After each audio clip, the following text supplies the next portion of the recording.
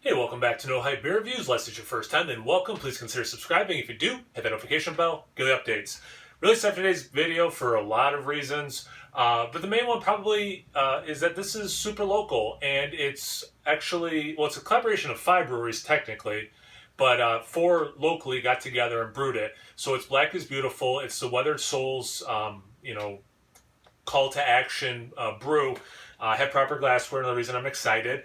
And so I think it was Rare Form who invited the other ones to their brewery to brew it, although I got it at Indian Ladder Farms. So I've had beer from Rare Form. Shmaltz is another one who participated in this. I've had beer from them as well. I've not had beer from Indian Ladder Farms. And then what was the other one I wrote on the side? Beyond Bound by Fate. I've had nothing from them, to my recollection anyway. I could have gotten it anywhere of those 4 places. I went to Indian Ladder Farms, just because the head brewer there, this is such a silly reason to do anything, but I had met him years ago. I used to work at Oma Gang, and I went to a dinner party, like a beer pairing. They had flown in a chef and his staff, and I sat at his table, so I got to talk to him for an evening, which was great. And now he works here, so it's just like, which of the 4 places, which I've never been to any of them, should I go to get the same beer? So that's why I went there. Beautiful space. I'll definitely be back. The C&B, Cidery and Brewery. So again, I haven't tried anything from them, but they make cider as well. And it's a full farm, which was cool. I saw people picking blueberries when I was there. So pretty rad. I meant to pour this off camera, but because I'm not very good at pouring. Actually, not too bad. Oh, no, I spoke too soon. Yeah, I'm not very good at pouring out of crowlers. But that's why I keep paper towels right here. Now, a better beer tuber would have poured that without spilling, but a worse beer tuber would have made a mess and not had paper towels to clean it up. So I got that going for me.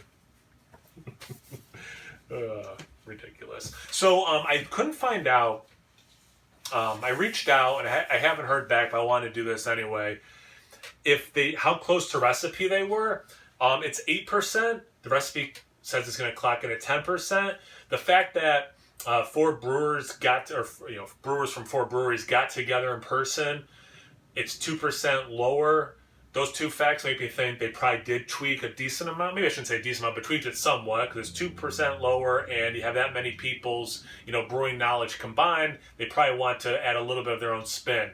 I mean, that's a dark looking beer. I'm not surprised that it's a higher ABV, 8%. I see a little tiny bit of brown, but it's definitely either an incredibly dark brown color or a light to medium black is more where it's going to fall for me. Not quite motor oil, but approaching that is what I would say. There was a little bit of like a mocha head. It's pretty much gone. Let's get to the aroma. So this is the second Black is Beautiful beer, just for people who don't know. And I want to do as many of these as possible. Some are going to be very different. Some are going to, if they're trying to beat to style or not to style, try to beat to recipe or tweaking it or whatever. The reason I'm saying that is I'm getting a roasty element that I got in the other one that I did.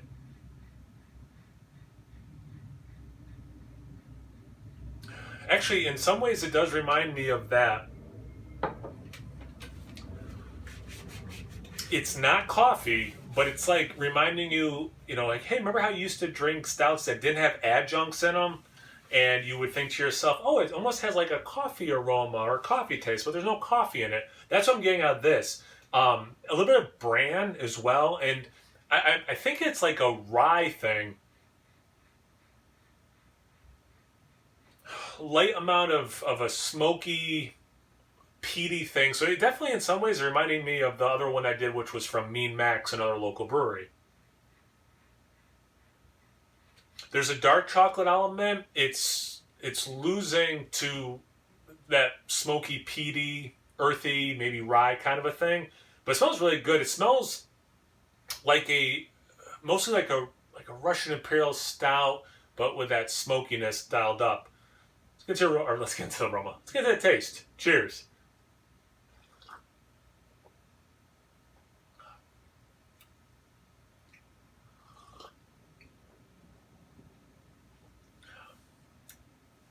So at this point, it's probably been a week and a half since I reviewed the other one. But this is very reminiscent of that. But it's a hair thinner, which I guess makes perfect sense because again, that was 10%. This is 8%. A lot like the aroma.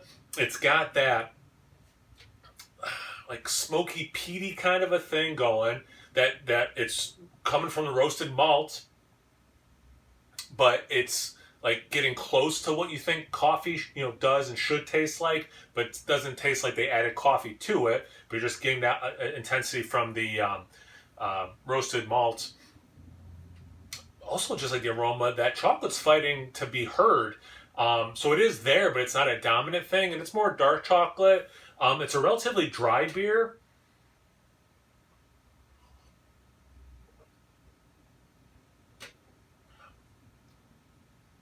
Not in a barrel-aged way, but there is a little bit of a woodsy note. And yeah, like at the end of the sip, as you're getting to that aftertaste, and then like through the aftertaste, and even as I'm still talking now, very dry.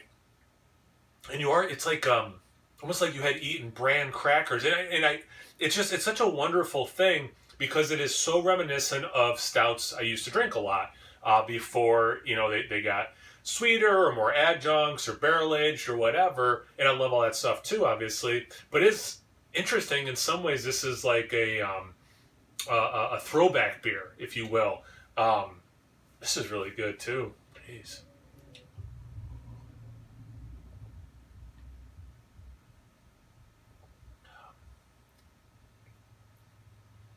Yeah, bran. Yeah, a little bit like bran cereal. Or like a bran muffin without the sugar, or however the flavor of bran. I think I get paid every time I say the word bran, apparently.